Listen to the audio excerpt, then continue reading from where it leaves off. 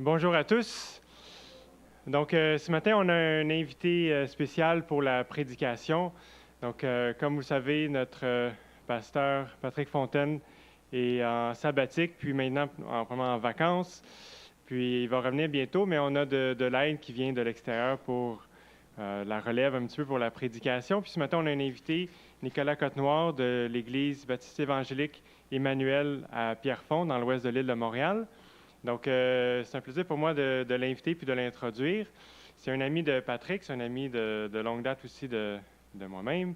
On a étudié à Sembec ensemble. On a nos premiers cours, on les a fait ensemble. On a ri, on a presque pleuré avec. C'était vraiment une belle collaboration. Puis, on continue à œuvrer ensemble. Nicolas enseigne aussi des cours à Sembec. Donc, on a le plaisir de pouvoir continuer à se côtoyer à travers ce beau ministère de Sembec qui met à l'œuvre des pasteurs de notre association pour enseigner. Donc, merci Nicolas d'être avec nous. Il y a Martha aussi, son épouse, qui est là. Les enfants sont dispersés quelque part. Puis, bienvenue. À leur église. OK. À leur église aujourd'hui. Ah, c'est bon, ça. L'église locale, c'est bon. Ouais. Bienvenue, merci.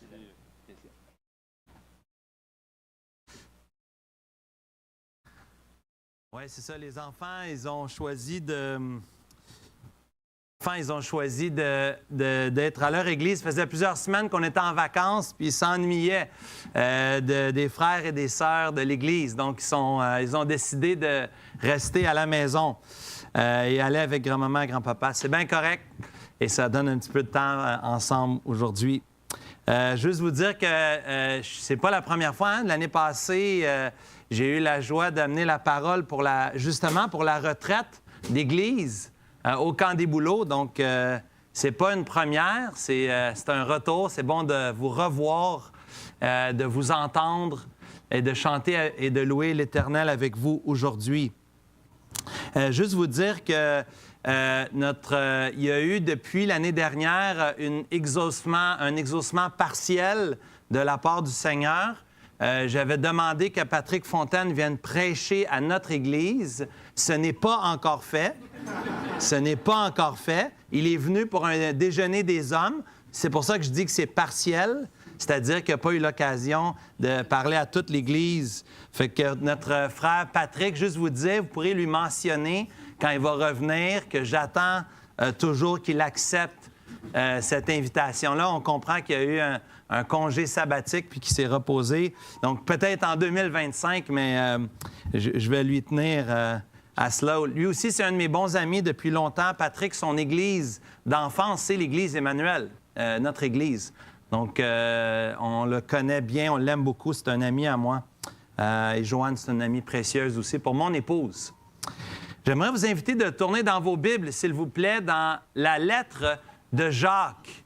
Jacques, chapitre 1 ce matin, pour la lecture de la parole de Dieu et pour notre message, le message de l'Écriture. C'est le Seigneur qui appelle et qui nous appelle à écouter, recevoir de sa parole aujourd'hui. Jacques, chapitre 1. Nous allons lire à partir du verset 19. Jacques, chapitre 1, à partir du verset 19. Voici ce que dit la parole de Dieu. Sachez-le, mes frères bien-aimés, ainsi que tout homme soit prompt à écouter, lent à parler, lent à se mettre en colère, car la colère de l'homme n'accomplit pas la justice de Dieu. C'est pourquoi, rejetant toute souillure et tout excès de malice, recevez avec douceur la parole qui a été plantée en vous et qui peut sauver vos âmes. Mettez en pratique la parole et ne vous bornez pas à l'écouter en vous trompant vous-même par de faux raisonnements. Car si quelqu'un écoute la parole et ne la met pas en pratique, Il est semblable à un homme qui regarde dans un miroir son visage naturel et qui, après s'être regardé, s'en va et oublie aussitôt quel il était. Mais celui ou celle qui aura plongé les regards dans la loi parfaite, la loi de la liberté, et qui aura persévéré, n'étant pas un auditeur oublieux, mais se mettant à l'œuvre, celui-là sera heureux dans son activité. Prions ensemble.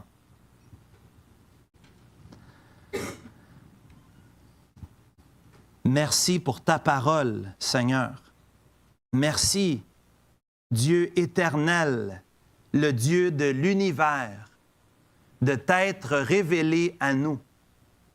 Tu t'es fait connaître à nous. Et nous, ton peuple, nous nous inclinons ce matin pour t'écouter, pour recevoir de toi.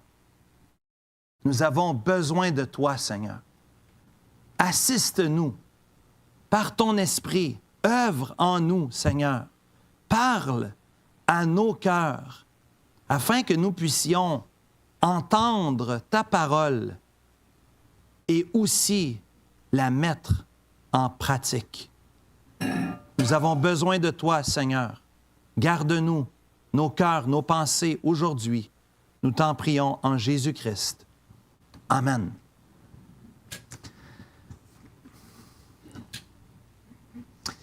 Il y avait un garçon qui vivait chez nous, dans notre maison, pas avec ma femme, mais avec mes parents. Et quand il était jeune, dans la famille, il avait beaucoup de zèle et d'empressement. Souvent, sa mère lui demandait d'aller chercher quelque chose dans le garde-manger. Il y avait une réserve, du canage. Dans le sous-sol, dans un rangement, dans la maison ou dans le congélateur. Et ma mère lui demandait d'aller chercher des choses des fois. Elle lui donnait des instructions. J'aimerais ça que tu ramasses 1, 2, 3. Mais souvent, cet individu, lorsqu'il se rendait en bas, il avait oublié. Il avait oublié ce que maman lui avait demandé. En fait, il était parti tellement vite qu'il n'avait pas écouté jusqu'à la fin toutes les instructions. Et lorsqu'il remontait en haut, sa mère lui disait « Tu ne m'as pas écouté jusqu'à la fin. Tu as manqué, tu as oublié des choses. » Et ce garçon, c'est moi. C'est moi, ce petit gars-là, qui, malheureusement, malgré un bon cœur, voulant aider, servir, il est possible pour nous de passer à côté de la traque et de ne pas avoir écouté jusqu'à la fin pour bien mettre en pratique ce qui nous est demandé. Ce matin, j'aimerais vous parler dans la parole de Dieu. L'Écriture nous parle d'écouter la parole de Dieu. Comment écouter la bonne parole de Dieu? Et souvent, on parle des prédicateurs. La responsabilité, bien sûr, est la nôtre de suivre. Paul dit à Timothée de dispenser droitement la parole de vérité. C'est pour ça qu'on va à Sembec, on prend des cours pour connaître la Bible, la comprendre et pour pouvoir la communiquer avec justesse, fidélité. Oui, le prédicateur a une responsabilité. Mais ce matin, j'aimerais vous annoncer que vous avez une grande responsabilité. En fait, certains diraient que vous avez la plus grande responsabilité, celui d'être le récepteur, celui qui entend la parole et qui doit faire quelque chose avec ça aujourd'hui et cette semaine. Sommes-nous des auditeurs oublieux? Est-ce que nous venons le dimanche matin pour entendre des messages et classer les messages dans l'oubliothèque de nos cerveaux? L'oubliothèque. Vous connaissez l'oubliothèque? On en a une chez nous. plein de bons livres. J'oublie lesquels que j'ai achetés même, des fois. Il faut que je me gratte la tête. J'ai-tu ce livre-là ou je ne l'ai pas? Hein? Mais c'est un peu comme ça dans notre cerveau. Des fois, on cumule beaucoup d'informations. Mais on ne veut pas juste avoir la bibliothèque, on veut mettre en pratique. Comment profiter des études bibliques? Comment profiter des messages, des sermons qu'on entend, de la prédication, des études bibliques pour hommes le vendredi matin, de la jeunesse le vendredi soir, j'imagine, c'est comme notre Église. Comment profiter? Comment recevoir pour mettre en pratique? Je ne sais pas si vous êtes venus ce matin pour le café à l'Église sur la rue Notre-Dame. Peut-être qu'il n'y a pas de café ici, hein? Peut-être vous êtes venus plutôt pour la communion fraternelle. Hein? Vous êtes venus pour les amitiés, vous aimez les programmes de l'Église. Mais nous ne sommes pas un club social, l'Église du Seigneur Jésus-Christ. On n'est pas un club social. Nous sommes le peuple de Dieu et notre identité même, dans notre identité, qui nous sommes ceux et celles qui écoutent Dieu, qui veulent entendre de Dieu. On est venu ce matin, même si Alex dirige bien, on a une belle équipe de louanges, on n'est pas venu pour voir la personne en avant. On est venu pour Dieu. On vient pour rencontrer Dieu. On vient pour écouter Dieu. Et Alex, dans le passage qu'il a lu ce matin en ouverture, dans le psaume 95, c'est un merveilleux psaume qui nous parle, oui, de la grandeur de Dieu, mais au verset 7, peut-être vous avez encore votre Bible, au verset 7 du psaume 95, mais j'en profite, c'était pas dans les notes, mais ça, c'est de l'extra un matin. Psaume 95, verset 7, il y a un pivot dans le psaume. Il y a quelque chose qui se passe après avoir déclaré la grandeur de Dieu. Venez, verset 6, Alex il a lu « Prosternons-nous, humilions-nous, fléchissons le genou devant l'Éternel, notre Créateur, car, verset 7, il est notre Dieu et nous sommes le peuple de son pâturage. » Regarde à la fin du verset 7, la main, le troupeau que sa main conduit. Oh! Oh! Si vous pouviez écouter aujourd'hui sa voix. Écouter la voix de l'Éternel, c'est notre identité. Nous sommes ses enfants et nous écoutons la voix de notre Papa. Il est notre Père. Il y a des pères et des mères dans la pièce ici aujourd'hui. Vous savez ce que c'est avoir des enfants? Le désir, c'est de les élever dans la crainte de Dieu, à connaître Dieu. Mais on veut que nos enfants nous écoutent, pas juste pour connaître Dieu, mais aussi pour leur sécurité. Traverse pas la rue quand il y a une voiture. Tu veux que ton enfant t'écoute. Qu'est-ce que c'est écouter? Comment écouter? Comment bien écouter la voix de Dieu, la présence de Dieu? Comment écouter la voix de l'Éternel? C'est tellement vrai ce qu'on vient de lire dans le psaume 95 que c'était aussi dans le Shama, dans le verset bien connu, Deutéronome 6, verset 4. Hein, on connaît, vous avez certainement entendu, « Tu aimeras l'Éternel, ton Dieu, de tout ton cœur, de toute ton âme, de toute ta force, de toute ta pensée. » Mais avant ce verset-là, dans le Shama, il est dit « Écoute Israël ». Ça commence avec « Écoute Israël ». Ensuite, « Tu aimeras l'Éternel, ton Dieu, de toute ton âme, tout ton cœur, toute ta force, toute ta pensée ». Ainsi, dans la transmission même de la part de Dieu à ses enfants, nous sommes ceux et celles qui écoutent Dieu et qui écoutent sa parole. Mais que veut dire écouter? Et qui on doit écouter? Qui on doit écouter aujourd'hui? Pour Jean Calvin, il y avait 2 prédicateurs. Le dimanche matin, il y a 2 prédicateurs, le 11 août. Imaginez, il y en a 2, vous ne le voyez pas l'autre. Il est bien meilleur que celui qui est chauve devant vous aujourd'hui.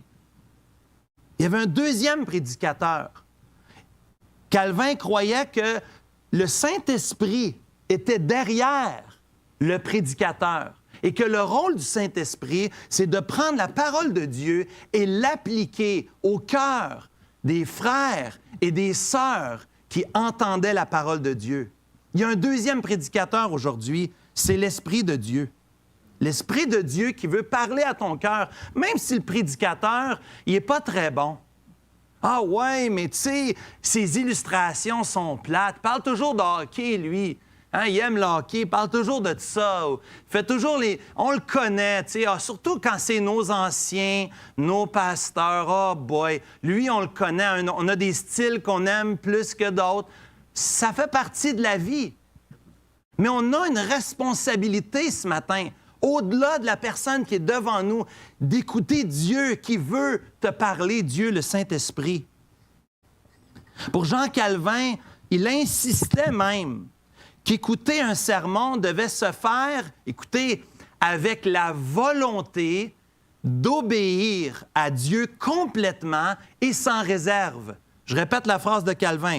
Écouter un sermon, on le faisait avec la volonté d'obéir à Dieu complètement et sans réserve. Je veux obéir à Dieu. Puis aujourd'hui, en fait, on voit qu'il y a peu de gens qui écoutent vraiment. La réalité des choses, peu de gens écoutent.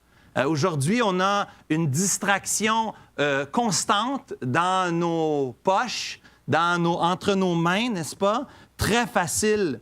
Même quand les enfants, on veut parler avec eux, il faut qu'on mette de côté les écrans parce qu'ils peuvent t'entendre.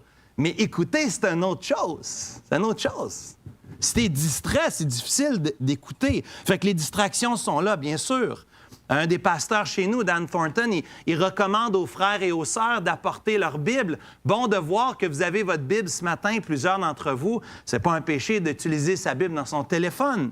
Mais on introduit des distractions. Bon d'apporter une bonne Bible papier pour limiter les distractions. C'est vrai que ça ajoute un petit peu de poids dans la sacoche, en dessous du bras, mais il y a un bon côté à ça. Il y a un bon côté, ça vaut la peine. En plus de ça, aujourd'hui, peu de gens écoutent. En fait, quand tu parles avec les gens, souvent, ils préparent leurs réponses. Ils ne sont pas vraiment en train de t'écouter jusqu'au bout, mais ils écoutent avec une forme de réserve ou une préparation à la réponse qu'ils vont te donner. Nous, on écoute parce qu'on croit aussi que la prédication, c'est important. On croit que la prédication fait partie de l'histoire de l'Église. Dieu a parlé ainsi à son peuple. Pas besoin de commencer au Nouveau Testament. Tu peux aller dans l'Ancien Testament et tu vas voir qu'il y avait des moments où Dieu parlait à son peuple par les prophètes. Dieu parlait par ses serviteurs, ses servantes. Dieu se servait d'eux pour parler à son peuple. Oui, nous croyons que Dieu veut parler. Nous croyons que la parole de Dieu, elle est vivante et efficace, plus tranchante qu'une épée à double tranchant. Et que Dieu, par sa parole, veut nous parler. C'est pour ça qu'on croit à la prédication. C'est pour ça qu'on prend... C'est quoi, 1 heure pour prêcher qu'on a ce matin, Gabriel? C'est 1 heure? Amen! Non, c'est pas vrai. Je vous taquine. La parole de Dieu. La bonne parole de Dieu.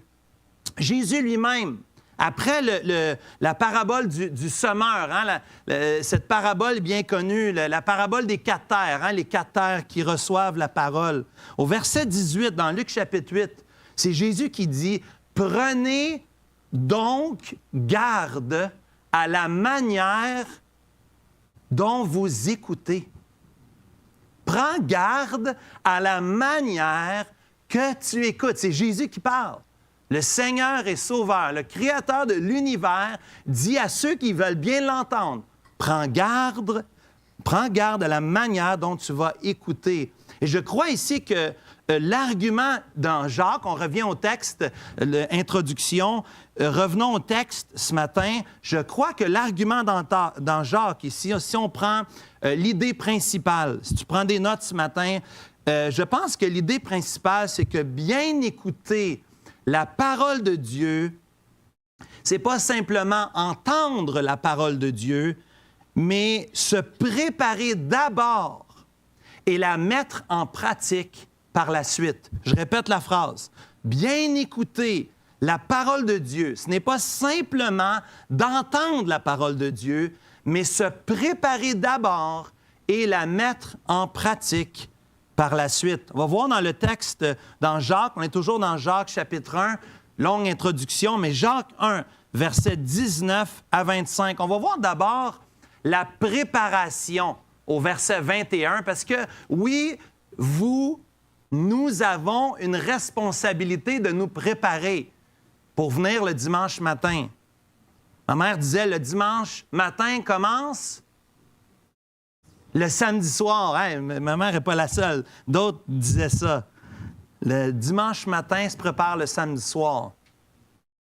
Peut-être que le dimanche matin se prépare le dimanche après-midi, la semaine avant. Donc, on revient là-dessus. Deuxièmement, préparation premièrement. Deuxièmement, la prescription. Regardez au verset 22, vous allez voir la prescription. C'est là le commandement, la demande ici, ce que l'auteur Jacques veut nous communiquer. Je pense que c'est vraiment le verset 22, c'est un verset clé. Troisièmement, regardez, on va voir dans les versets 23 et 24 la parabole du miroir. On va revenir là-dessus. Et finalement, au verset 25, nous allons voir la promesse. Parce que le Seigneur, dans sa parole, souvent attaché à des demandes de la part du Seigneur, il nous donne le pouvoir pour le faire et il nous donne des promesses qui viennent par la suite. On va voir la promesse au verset 25. Donc, versets 19 à 21, on voit ici la préparation, que la bonne écoute requiert de l'enseignabilité et de la préparation du cœur, une disposition du cœur. Spurgeon, c'est lui qui disait qu'il y a plus de travail pour ceux qui doivent écouter que ceux qui doivent prêcher. Selon lui, Spurgeon, celui qui reçoit la semence, la terre qui doit être labourée, qui doit être travaillée, l'arrosage, le soleil, c'est plus difficile que de semer. Semer, il y a un aspect, oui, on se prépare, on étudie, mais celui qui l'entend, qui reçoit la parole, a une grande responsabilité ici. Et le laboureur travaille fort. Ceux qui ont travaillé dans des champs, peut-être vous avez déjà fait ça dans votre jeunesse, peut-être dans votre pays aussi, vous avez connu ce que c'était l'agriculture. Mais semer, ce n'est pas la partie la plus difficile du travail. En fait, on est content quand on est rendu à la semence. La parole de Dieu ici, c'est... Jacques veut nous présenter, le frère de Jésus veut nous présenter l'importance d'écouter la parole de Dieu et de se préparer pour écouter la parole du Dieu vivant. Dieu veut nous sauver pour nous sanctifier. Dieu veut, dans la vie du croyant, nous transformer. On n'est pas appelé seulement à venir à Jésus, puis après ça, on se laisse aller pour le reste de notre vie. Mais Dieu veut nous transformer, il nous transforme par sa parole. Mais malheureusement, le péché nous enveloppe facilement. Le péché devient un empêchement pour nous d'entendre et de recevoir la parole de l'Éternel. Dans Jacques, chapitre 1, regardez au verset 19, vous voyez ici deux éléments qui bloquent, qui empêchent, qui limitent la réceptivité de la parole de Dieu. Verset 19. Celui qui est lent à parler, à la fin du verset 19, celui qui est lent à se mettre en colère va mieux recevoir la parole de Dieu. Ici, l'auteur nous parle de certains péchés qui sont caractéristiques de la vie du croyant. Celui qui parle beaucoup, nous dit les Proverbes, ne manque pas de péché. Celui qui parle beaucoup ne manque pas de péché. Celui qui pêche a de la difficulté à entendre et recevoir la parole de Dieu. Celui qui n'écoute pas, celui au verset 19, qui se met en colère. C'est péchés qui sont assez simples, n'est-ce pas, qu'on fait régulièrement. Qui ne s'est pas mis en colère depuis, on va dire, le dernier mois? Même en vacances, des fois. On dirait qu'on est plus proche, la famille, les uns des autres, puis des fois, les fils se touchent. Ça arrive, hein? Ça arrive chez nous, en tout cas, où on se met en colère. Le péché de la parole, ici. Des choses qu'on dit qui blessent, une parole qui est sec, une parole qui manque d'amour. Peu importe, les péchés de la langue sont assez faciles et fréquents.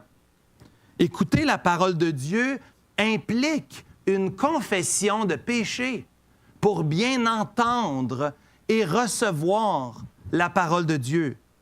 Celui qui vient le dimanche matin avec son sac, son fardeau, si vous vous souvenez du voyage du pèlerin, hein, le petit chrétien qui porte ses fardeaux sur ses épaules. Le croyant est invité à déposer aux pieds de Jésus ses fardeaux, non seulement pour venir au Seigneur, pour avoir la vie éternelle, mais aussi dans l'obéissance dans laquelle Dieu nous demande de vivre tous les jours. Une fois que le petit chrétien avait déposé son fardeau, rappelez-vous le voyage du pèlerin, le livre de John Bunyan, c'est un livre qui nous raconte le pèlerinage dans la vie du croyant. Et justement, lorsque le petit chrétien dépose son fardeau, combien il est plus léger. Et le danger avec nous, c'est qu'on est constamment en train de nous remettre des fardeaux sur les épaules. C'est pour ça qu'il faut constamment retourner à l'Éternel et lui confier nos inquiétudes, nos soucis, nos péchés, nos fardeaux. Celui ici qui est prompt à écouter, vous remarquez la promptitude à l'écoute. Cela parle de ce qui se passe même avant et dans le moment d'entendre la parole de Dieu, d'être prompt à entendre cette enseignabilité. Celui qui cherche à recevoir la parole de Dieu et qui prépare son cœur avant de venir le dimanche matin. Les chrétiens de Bérée, il est dit dans Acte 17, peut-être vous avez déjà entendu parler d'eux, les chrétiens de Bérée dans Acte 17, versets 10 à 11, ils avaient des sentiments, c'est-à-dire des pensées, une disposition plus noble que ceux de Thessalonique. Ils reçurent la parole de Dieu avec beaucoup d'empressement. Et ils examinaient chaque jour les Écritures pour voir si ce qu'on leur disait était exact. Mais l'emphase ici, c'est sur le fait qu'ils recevaient la parole avec empressement. Es-tu venu ce matin avec le désir dans ton cœur de recevoir la parole de Dieu avec empressement? Est-ce que tu es venu ce matin pour dire un des pasteurs de l'Église va venir nous parler et je vais manger un repas succulent, délicieux. Je vais entendre la bonne parole de Dieu. Bientôt, ça va être l'heure du dîner. Il y en a d'entre nous qui pensent à qu'est-ce qu'ils vont manger dans quelques minutes. Le bon repas, la petite sortie peut-être spéciale au restaurant, peut-être c'est d'aller manger chez quelqu'un avec un frère ou une sœur, manger des bons plats. Merci Seigneur. Il y avait ici un empressement. Il y avait un engouement, une excitation de la part des Thessaloniciens. Et dans l'encouragement de Jacques ici, dans son exhortation, sommes-nous ceux et celles qui reçoivent la parole avec excitation et empressement? Sommes-nous ceux qui ont cette enseignabilité pour entendre et recevoir la parole de Dieu? Et cela implique, mon frère, ma sœur, de s'arrêter quelque peu avant de venir le dimanche matin. C'est bon le samedi soir de commencer avec les enfants, de parler du dimanche matin lorsqu'on est autour de la table, lorsqu'on est au souper en famille. Puis c'est vrai que ça bouge vite, surtout quand on a des petits-enfants. Mais pendant qu'ils ont la bouche pleine, lors du dessert, là, on commence à semer pour dimanche matin. Y a-t-il des choses? On va se préparer. Pas juste les souliers, puis la chemise, puis les pantalons, mais on veut préparer notre cœur. Seigneur, y a-t-il des choses qu'on doit dire au Seigneur? On veut venir avec un cœur disposé au maximum pour entendre, pour recevoir la bonne parole de Dieu. La promptitude d'entendre et de recevoir de Jésus dans sa parole, c'est une des caractéristiques dans la vie du croyant et la confession du péché aussi. Celui qui est lent à la colère, celui qui est lent à parler, celui qui réalise au verset 20 que la colère de l'homme n'accomplit pas la justice de Dieu. Se mettre en colère ici, c'est pas la solution à mes problèmes. Dieu est ma justice. Il est ma solution. J'ai besoin de venir et d'entendre de lui. Souvent, les gens vont même dénaturer les versets 19 et 20, mais remonter au verset 18, que je n'ai pas lu par exprès, verset 18. Il nous a engendrés selon sa volonté par la parole de vérité, afin que nous soyons en quelque sorte les prémices de ses créatures. Le contexte qui précède et qui suit les versets 19 et 20, c'est la parole. La parole, c'est le contexte, puis c'est pas une erreur ici. Le Saint-Esprit savait qu'on avait besoin de s'auto-examiner dans la préparation de notre cœur pour recevoir la parole de Dieu. Es-tu, mon frère, ma sœur, prêt à entendre de Dieu, disposé, volontaire d'entendre de lui? Comment se préparer? Bien, première chose que je dirais, arrive à l'heure le dimanche matin. Ce n'est pas une critique en passant. J'ai une famille, des fois on court, des fois on est juste, des fois on arrive en retard, ça m'arrive aussi. Mais une des applications dans la préparation, viens plus tôt. Profite du temps de venir tôt le matin, 30 minutes avant même, pour rencontrer, serrer la main, saluer tes frères et sœurs.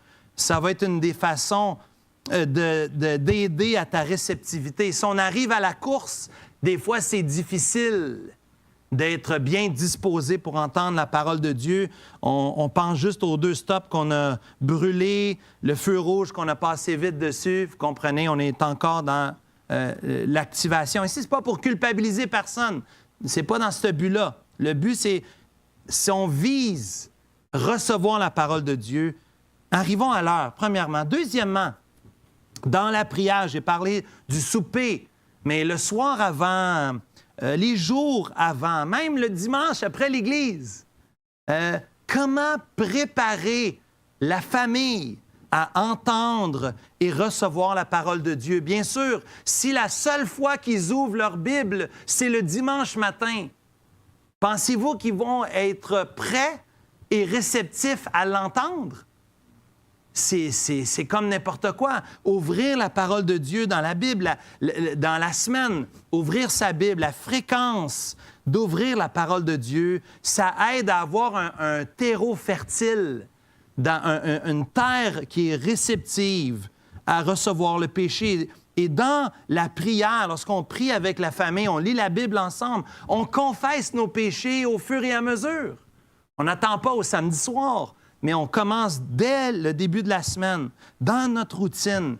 Oui, on a les activités, on a le sport, les responsabilités, on travaille sur des shifts de jour et de nuit. Trouvez quelque chose dans votre famille qui fonctionne. Nous, ils ont la bouche pleine. On a 2 ados puis 1 adulte maintenant. Ils ont la bouche pleine encore au dessert. C'est là qu'on ouvre ça, on commence ça. Hein? Ça fait tourner la roue déjà. Fait que c'est une place pour ouvrir et pour demander à Dieu de travailler dans nos vies. OK? La préparation du cœur. Regardez, deuxièmement, la prescription. Regardez la prescription au verset 22. Qu'est-ce que Dieu veut au fond? Ce que Dieu veut, c'est pas que tu viennes à la messe baptiste le dimanche matin. C'est pas ça que Dieu veut. On n'est pas ceux qui... On n'a pas rempli notre devoir religieux ce matin. C'est pas ça. Dieu veut pas ça. Dieu, ce qu'il veut, c'est que tu entendes sa parole, que tu l'écoutes et que tu la mettes en pratique. C'est l'idée ici de Jacques. Mettez en pratique la parole. Jésus l'avait dit. Jésus avait déjà... Jacques ne fait que citer son demi-frère. Il ne fait que citer son demi-frère. Matthieu, chapitre 7, Sermon sur la montagne. À la toute fin du Sermon sur la montagne, verset 24, Jésus dit, « C'est pourquoi quiconque entend ces paroles que je dis et il les oublie tout de suite après, sera semblable à un homme prudent qui a bâti sa maison sur le roc. » Est-ce que vous aimez ma traduction? Moi non plus, je n'aime pas ma traduction. C'est pourquoi quiconque entend ces paroles que je dis et les met en pratique sera semblable à un homme prudent qui a bâti sa maison sur le roc. Verset 26, en contraste. Matthieu 7, 26. Quiconque entend ces paroles que je dis et ne les met pas en pratique sera semblable à un homme insensé qui a bâti sa maison sur le sable. Il y a eu des inondations cette semaine. Nos fondations ont été éprouvées. J'espère que vous n'avez pas été inondés. Certains d'entre nous, nos concitoyens, l'ont été. Nous, on a des frères et sœurs qui avaient 2 pieds d'eau dans leur sous-sol. Disons que c'est pas évident. Mais la fondation d'une maison est primordiale. La fondation de ta maison, surtout au Québec, avec le gel des gels, on veut que ça soit sur du solide, sur le roc. Et la fondation, ici, l'image du Seigneur Jésus, c'est celui qui entend, qui met en pratique, il est sur du solide. Il est sur du solide. Celui qui entend, qui ne met pas en pratique, bien, ça ne marche pas. Ça ne t'offrira pas longtemps. Jésus lui-même avait aussi, lorsqu'il a été poussé, pressé par la foule, qui lui disait dans Matthieu 12, ta famille est là, ta famille vient, tes frères, ta mère sont là. Et Jésus répond en posant la question, qui est ma mère? Qui sont mes frères? Puis étendit la main sur les disciples, il dit, voici ma mère et mes frères, en parlant de ses disciples, des frères et des sœurs. Quiconque, verset 50, fait la volonté de mon Père qui est dans les cieux, celui-là est mon frère, ma sœur et ma mère. Jésus-Christ, notre modèle par excellence. S'il y a une personne qui est notre modèle, notre héros, c'est Christ. Lui, il n'a pas seulement dit un paquet de choses, mais il a mis en pratique ce qu'il a dit. Et le danger ici, regarde au verset 22, le danger ici, c'est d'être ceux qui entendent la parole et qui se trompent eux-mêmes par de faux raisonnements. Tu peux te tromper soi-même. Tu peux te tromper toi-même, mon frère, ma sœur. Cher ami, peut-être qu'il n'est pas au Seigneur. Tu es ici aujourd'hui. Merci d'être venu. On est content. On aimerait pouvoir parler avec toi après si tu ne connais pas Jésus comme ton Seigneur et Sauveur. Mais il est possible de se tromper soi-même. Nos émotions ne sont pas toujours des bons guides, ne sont pas toujours des bons conseillers. Il est possible d'entendre la parole de Dieu et que ça ne produise aucun changement dans ta vie. Et si c'est le cas, la lumière devrait être allumée dans le dash, dans ton dash. La lumière devrait allumer. S'il n'y a pas de changement, si tu entends la parole, tu ne la mets jamais en pratique, tu te trompes toi-même. Tu peux être un faux nid, un pas vrai. Il y en avait de ça qui suivaient Jésus. Jésus avait dit, plusieurs diront, Seigneur, Seigneur, mais n'entreront pas dans le royaume de Dieu. Il y a des gens qui se trompent eux-mêmes. Imagine-toi si aujourd'hui, le 11, au lieu d'aller dîner avec ta petite femme, avec ton mari, avec ta famille, tu allais dîner avec le premier ministre du Québec, M. Legault. Bon, peut-être que tu ne serais pas bien content, tu aurais des choses que tu voudrais lui dire, mais imagine-toi si le premier ministre t'invitait pour dîner, puis qu'il dirait des choses. Penses-tu que ce serait important pour toi, les choses qu'il voudrait te dire? Penses-tu que tu écouterais à moitié, tu serais sur ton téléphone pendant que le premier ministre il est en avant de toi, même si tu ne l'aimes pas? Ce serait une rencontre privilégiée avec une personne d'une importance dans notre monde. En tout cas, le premier ministre, c'est celui que Dieu a mis, qui a la responsabilité de la province de Québec, notre François Legault national. Imagine-toi si tu as une audience avec le roi des rois ce matin. Le Seigneur des seigneurs, le roi de l'univers. Imagine-toi s'il était dans la pièce, s'il voulait te parler à toi directement, toi, chacun d'entre vous. Qu'est-ce que tu ferais avec les instructions qu'il te donnerait? Est-ce que tu écouterais à demi-mesure le roi de l'univers? Imaginez si vous apprenez que vous avez un cancer ou une maladie. On priait pour Michel, hein? On a mentionné Michel tout à l'heure, mais d'autres ont des maladies dans l'Église, n'est-ce pas? Imaginez des personnes malades. Lorsque le médecin t'apprend que tu as une maladie grave, un cancer, il y a un problème de santé, est-ce que tu tune out? Est-ce que tu décroches? Ou est-ce que tu dis, ah non, ralentis, attends une minute. Tu sors ton crayon, vas-y, là, je suis prête à t'écouter. Vas-y, qu'est-ce que je dois faire? Qu'est-ce que ça demande quoi de moi? C'est quoi les traitements? C'est quoi l'espérance de vie? Est-ce que je dois prendre des médicaments? Est-ce que je dois aller à des rendez-vous? C'est quoi la suite? Y a-t-il d'autres tests à faire? Bien-aimés, nous avons tous un cancer général. Chacun d'entre nous, on a un cancer général dans notre cœur. Ça s'appelle le péché. Et le péché, nous dit l'auteur aux Hébreux, nous enveloppe si facilement. Chacun d'entre nous, on peut se tromper nous-mêmes. On peut se borner nous-mêmes, se berner par de faux raisonnements, pensant qu'on a raison. On regarde l'autre à côté de nous et on se dit « Je suis pas si pire. Je regarde, je suis mieux que lui, je suis mieux qu'elle. » Hein? On veut relativer. Danger, lumière.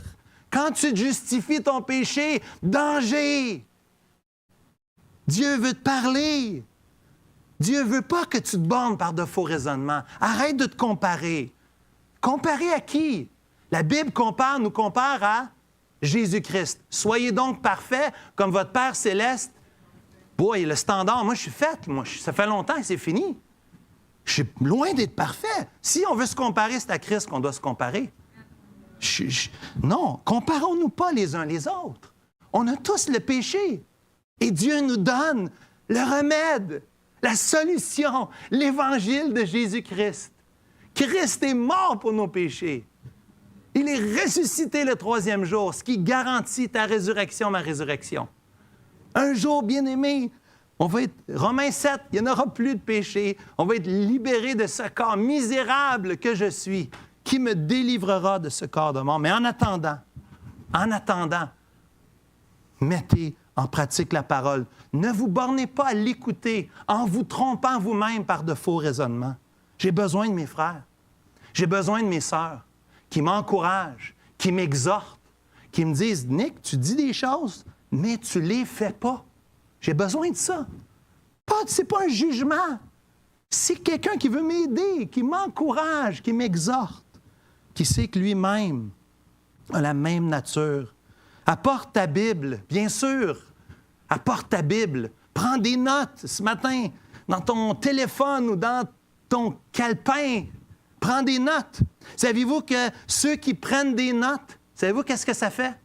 Même s'ils prennent la feuille, ils prennent la feuille après le message. puis la déchirent. Ils ne relisent jamais la feuille. Savez-vous que celui qui a pris des notes pendant le message, qui ne regarde plus jamais ses notes, retient plus que celui qui n'a pas pris de notes. Même s'il ne regarde plus jamais sa feuille. Pas grave, la feuille. Il y a une connexion entre ta main puis ton cerveau, par le bras. Ça devient dans ta mémoire visuelle. Lorsque je prends des notes le dimanche matin, sors pas ton crayon maintenant, c'est pas nécessaire. Mais quand tu auras l'occasion, quand ton pasteur est là, que c'est lui qui prêche, sors tes crayons, tes papiers, tes notes. Au moins, moi, j'essaie de mettre l'idée principale et les sous-points. Au moins pour me rappeler. Parce qu'après, père de famille, je m'adresse à toi sur l'heure du dîner. Mère de famille, ressors au moins l'idée, partage au moins le résumé avec tes enfants. Eux, ils ont entendu une histoire en bas. On veut entendre leur histoire. Qu'est-ce que vous avez appris à l'école du dimanche? Mais je veux aussi vous partager qu'est-ce que nous, on a entendu. Dieu t'a parlé, Dieu m'a parlé aussi ce matin. Gloire à Dieu. Prends des notes pour appliquer le sermon. Peut-être en prenant des notes, peut-être tu te dis, ça, là, ça pour moi, là, tu l'encercles, hein? Tu dis, ça, il faut que je travaille là-dessus, Seigneur, aide-moi, Seigneur. Prends des notes, puis pense à toi. Qu'est-ce que je dois faire, Seigneur, avec ce message-là? Qu'est-ce que je dois savoir? Il y a une partie de la prédication, c'est d'aider le peuple de Dieu à comprendre la pensée de Dieu. Fait qu'il y a une partie, des fois, tu dis, ça manque d'application. Ça manque d'application peut-être, mais mon peuple périt faute de connaissance. Il doit comprendre la pensée de Dieu pour pouvoir la mettre en pratique. On n'est pas juste ceux qui ont fait n'importe quoi. Non, on veut connaître ce que Dieu pense. Donc, entendre, d'être exhorté dans ma pensée, ça pousse à l'application. Et je me rappelle Jésus. Rappelle-toi comment Jésus lui-même a mis en pratique. Si tu entends un message, comment je vais mettre ça en pratique? Jésus, comment toi tu l'as fait? Comment toi tu l'as vécu? Regarde à Jésus-Christ pour mettre en pratique sa parole. Troisièmement, regardez la parabole. Je vais aller rapidement. La parabole, c'est tellement clair, c'est tellement simple. Cette parabole-là n'a pas besoin qu'on passe 2 heures là-dessus. Là. C'est vraiment basic. Qui d'entre vous s'est regardé dans le miroir ce matin? Je vois que certains, peut-être un peu moins longtemps, d'autres, peut-être un peu... Non, je taquine. Hein? Moi, j'ai pas grand-chose à regarder. Hein? C'est vrai, hein? Il n'y a pas de cheveux à placer là. C'est pas vraiment compliqué. Tant que tu te brosses les dents, le reste, hein? Ça va? Mais il y en a je vois qu'il y en a qui ont passé plus de temps à se regarder ce matin. Amen? C'est bon, ça. Les frères, dites à votre femme qu'elle a pris du temps, elle est très jolie. C'est le temps de donner le bon coup de coude, là. Je t'apprécie, chérie. Prendre des notes ici, l'idée plutôt de regarder dans un miroir, l'exemple est tellement simple, c'est tellement frappant. 2 petits versets, mais ça nous montre ici l'exemple de ce qu'on vient de dire. Il y en a qui peuvent regarder dans le miroir puis oublier. On oublie. On est tellement oublieux. Ça, c'est notre nature. Mon frère, ma sœur, vous êtes d'accord avec moi? C'est notre nature d'oublier. On est oublieux. On a besoin de se rappeler. Même les prophètes, vous savez que les prophètes, souvent on pense que les prophètes apportaient de nouvelles connaissances, qu'ils apportaient des nouveautés excitantes. Puis oui, des fois, Dieu avait une parole spéciale pour son peuple. Mais parfois, en fait, la plupart du temps, les prophètes rappelaient ce que Dieu avait déjà dit dans le passé. Dieu est le même, hier, aujourd'hui, éternellement. La parole de Dieu nous parle de Dieu. Et Dieu, lui, n'a pas changé. Il est toujours le même. Donc, sa parole, elle est toujours vraie. Puis, une partie de ce qu'on est en tant que chrétien, une des raisons qu'on doit venir pour écouter, c'est parce qu'on a tendance à oublier. On a tendance à oublier. Celui qui entend la parole, puis qui ne la met pas en pratique, il oublie ce qu'il vient d'entendre de la part du roi des rois. Dieu veut te parler. Puis ce matin, on veut syntoniser notre fréquence. Bon, vous connaissez peut-être pas ça, les jeunes, là, mais je vais parler aux plus vieux ici. Là. Hein, la bonne vieille radio là, qu'il fallait ajuster, là. C'est-tu fatigant quand tu es juste un petit peu à côté puis tu entends ça gricher? C'est énervant. Avant, il y avait des radios que c'était pas numérique. C'était des radios, c'était analogique. Tu devais la bouger pour trouver la bonne fréquence. Peut-être que vous avez déjà vu ça chez vos parents ou chez vos grands-parents. Mais aujourd'hui, je vous encourage à vous syntoniser votre fréquence sur celle du Seigneur, pour ne pas être celui qui oublie, mais pour être celui qui met en pratique, qui veut comprendre le passage. Veux-tu comprendre? Es-tu venu avec l'idée de comprendre? Patrick, je le connais depuis longtemps, depuis très longtemps. J'ai connu Patrick peu après sa conversion, quand il travaillait chez... Je vais vous dire des choses, c'est bon, il n'aime pas ça que je fais ça, je le dis pareil. Il travaillait chez Fido, il travaillait chez Microcell dans ce temps-là, puis on allait en ville, puis j'étais ami avec son frère, mais on est devenus rapidement amis ensemble.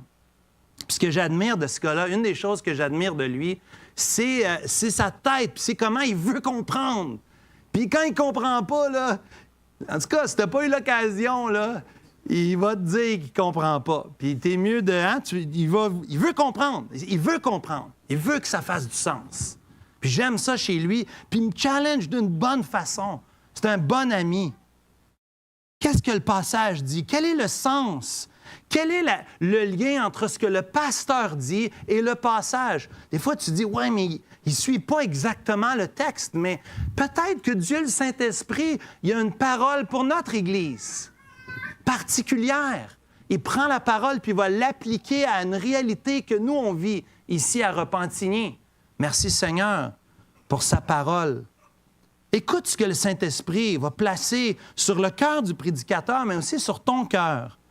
Peut-être que Dieu veut que tu adresses non seulement tes pensées ou tes actions, mais peut-être tes désirs et tes affections, ce que tu affectionnes. Il y a vraiment une guerre spirituelle ici. Pensez toujours à l'image du miroir, sans trop la pousser, là. Mais imaginez si les enfants ils ont mis leurs doigts dans le miroir. Des fois, on ne voit pas très bien, hein? On n'a pas le bon reflet, c'est un peu distorsionné. Non, on veut être de ceux qui ont... Le miroir est propre, on veut entendre pour être celui qui va voir et mettre en pratique la bonne parole de Dieu. Finalement, verset 25, regardez cette promesse. J'espère que ce matin, vous allez être encouragés par la bonne parole de Dieu, parce que ce matin, oui, il y a un contraste entre celui qui oublie et celui qui met en pratique, qui écoute et qui met en pratique. Celui qui fait l'œuvre et qui se met à l'œuvre, qui plonge et met en pratique, et celui qui plonge et qui oublie tout de suite après. Il y a un contraste et il y a une belle promesse ici, similaire à la promesse qu'on voit dans le psaume 1er, psaume 1. « Heureux l'homme qui ne marche pas selon le conseil des méchants, qui ne s'arrête pas sur la voie des pécheurs et qui ne s'assied pas en compagnie des moqueurs, mais qui trouve son plaisir dans la loi de l'Éternel et qui la médite jour et nuit.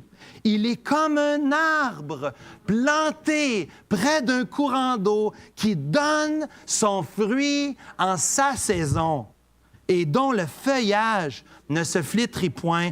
Tout ce qu'il fait lui réussit. » Psaume 119, 1 et 2. « Heureux ceux qui sont intègres dans leur voie, qui marchent selon la loi de l'Éternel.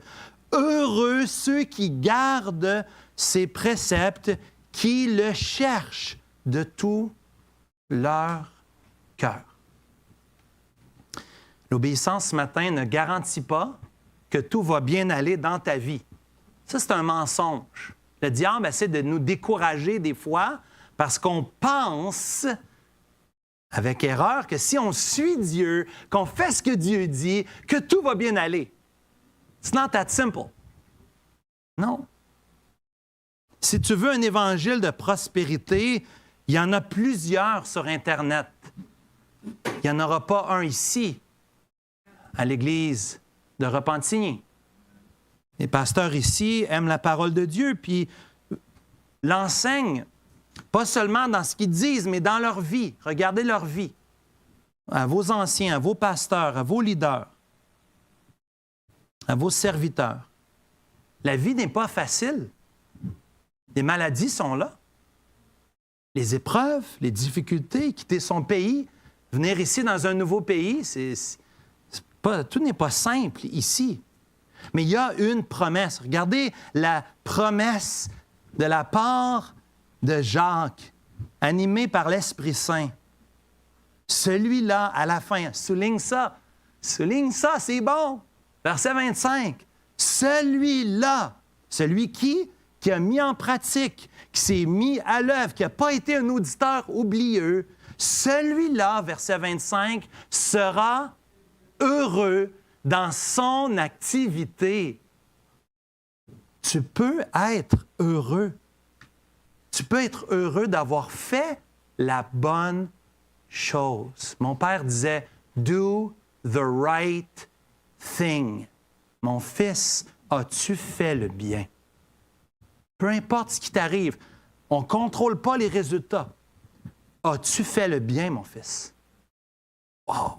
As-tu fait le bien? Si tu entends la parole de Dieu, tu l'écoutes, tu la chéris dans ton cœur, tu la mets en pratique, peu importe les résultats, Dieu te promet ce matin que tu seras heureux. Veux-tu être heureux? Oh, les Québécois veulent être heureux. Ils veulent être heureux. L'amour du plaisir, c'est une des caractéristiques des Canadiens français, des Québécois d'ici. Ils veulent le plaisir. Ils veulent être heureux. Chers amis, nous avons un message. Heureux, celui qui connaît l'Éternel et qui met en pratique sa parole. Plus heureux que n'importe quelle activité extrême, que n'importe quel ébat, plaisir qu'on pourrait trouver. Aucune substance ne peut donner la joie que Dieu donne dans sa parole. Bien-aimés, lorsqu'on part ce matin, on retourne chez soi, on ne critique pas le message. J'ai rien à critiquer. Ouais, mais c'était pas très bon, c'était pas assez connecté sur Christ, il manquait d'application. Bien sûr qu'il y a des problèmes avec nos prédicateurs, il faut leur dire, on comprend. Mais je ne viens pas avec le critiqueux. Je suis heureux parce que j'entends la parole de Dieu et je veux la mettre en pratique. Et je ne peux pas croire qu'en 40 minutes, il n'y a pas une chose que tu n'as pas à mettre en pratique. Il n'y a pas une chose vraiment? Tu es rendu, toi? Moi, je ne suis pas rendu. Moi, je ne suis pas rendu. Ma femme est témoin. Ma femme est témoin, je ne suis pas rendu. C'est vrai. J'ai des choses à travailler. Hier soir, je bougonnais. Mon ami, parti en vacances 3 semaines, nettoyer ma piscine. Oh, je n'étais pas content. Et tu sais, écoute, moi-même, je dois confesser et venir avec le cœur dire, Seigneur, j'ai besoin de toi. J'ai besoin de toi, Seigneur. J'ai besoin de ta parole. J'ai besoin de ta personne, que tu me parles aujourd'hui. J'ai besoin de me repentir. J'ai besoin d'avancer avec toi, Seigneur. Bien-aimés frères, bien-aimées sœurs, cher ami qui m'entend aujourd'hui, on est privilégiés. Savez-vous le prix que ça a coûté d'avoir ça entre vos mains? Est-ce que vous réalisez de nos frères, de nos sœurs qui nous ont précédés dans les siècles avant, ils n'avaient pas ça. Ils n'avaient pas cette Bible-là dans leurs mains. C'était à peine si tu pouvais avoir accès à un rouleau. La plupart des gens devaient la mémoriser. Parce que, oublie ça, on a une Bible dans nos mains, bien-aimés. Dieu nous donne ça parmi tous les chrétiens de tous les âges. On a la parole dans nos mains. Le Seigneur Jésus est mort à la croix. On est après la croix. Quelle joie! Quelle bénédiction! Et nous sommes aussi tenus responsables, ayant reçu la parole de vérité, de la mettre en pratique. Faites pas comme le jeune Nick qui entendait les instructions de sa maman puis qui partait sans la mettre en pratique. Les instructions qu'il avait reçues. La bonne parole de Dieu. Parce qu'au fond, frères et sœurs, quand le message termine, c'est là que le travail commence. Seigneur, merci pour ta parole. On est privilégiés, joyeux d'être les récepteurs de cette vérité. Nous voulons la mettre en pratique, Seigneur. Pardonne-nous. Pardonne toutes les excuses que moi je fais pour me justifier, Seigneur.